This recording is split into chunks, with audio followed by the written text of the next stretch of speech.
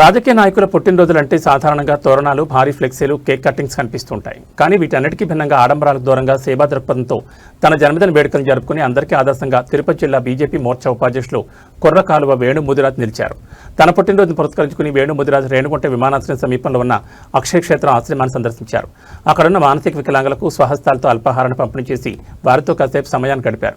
అనంతరం రేణుగుంట బస్టాండ్ ఆవరణలో పేదలకు, బాటసార్లకు భారీ అన్నదాన కార్యక్రమం నిర్వహించారు.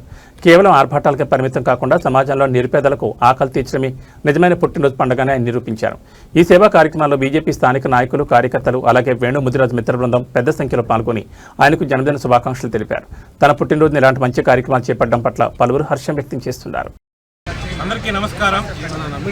తిరుపతి పార్లమెంట్ జిల్లా భారతీయ జనతా పార్టీ ఓబీసీ మోర్చా జిల్లా ఉపాధ్యక్షులు అయినటువంటి కుర్రకాలువ వేణు ముదిరాజ్ గారి జన్మదిన సందర్భంగా మన ప్రీతమ ప్రధానమంత్రి మోడీ గారి పిలుపు మేరకు అంగుహార్భాటం లేకుండా అనాథులకు, అభాగ్యులకు, పేదలకు సేవా కార్యక్రమాలు ఇచ్చిన పిలుపు మేరకు ఈరోజు రేణుగుంట మండలంలోని అక్షయ క్షేత్రం నందు వికలాంగులు, అభాగ్యులకు 100 మందికి అల్పాహారం జరిగింది. అలాగే తిరుచానూరు దగ్గర ఉన్న సంస్థలో అన్నదాన కార్యక్రమం జరిగింది.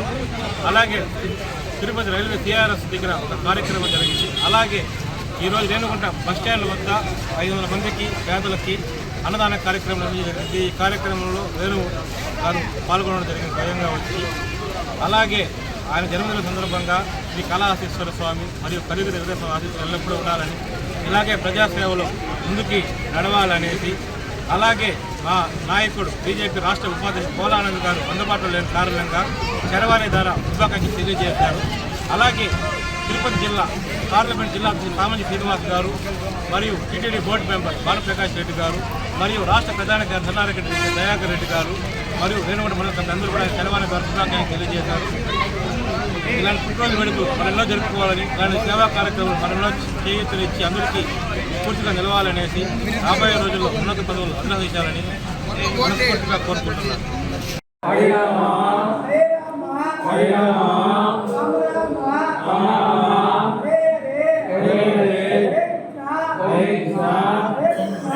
Hey,